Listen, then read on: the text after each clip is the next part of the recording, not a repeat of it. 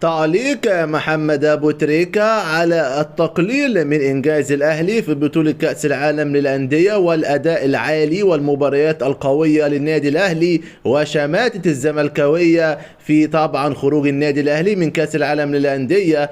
تصريح قوي وناري من أبو تريكة، رد تاريخي.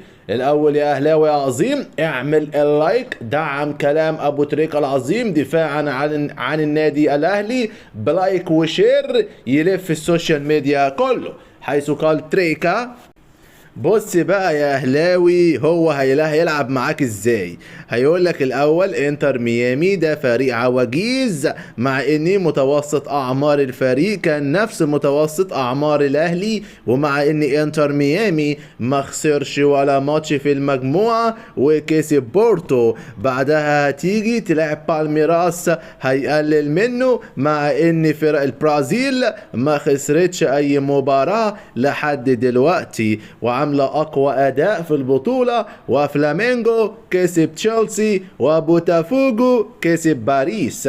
هتيجي تلاعب بورتو، هيبقى فجأة بورتو السخنة مش بورتو البرتغالي، هيطلعوه على الله حكايته بعد ما كانت الناس بتقول في ماتش بورتو وبالميراس ايه المستويات دي وايه الكرة دي وايه السرعة دي، ومحدش هيقول ان بورتو ده قيمته التسويقية 346 مليون يورو، يعني 31 ضعف قيمة نادي الزمالك. مش هيشوف انك راجع ب 12 مليون يورو، يعني اكتر من قيمة كل فريقه التسويقي انت كسبتهم في 3 مباريات بس.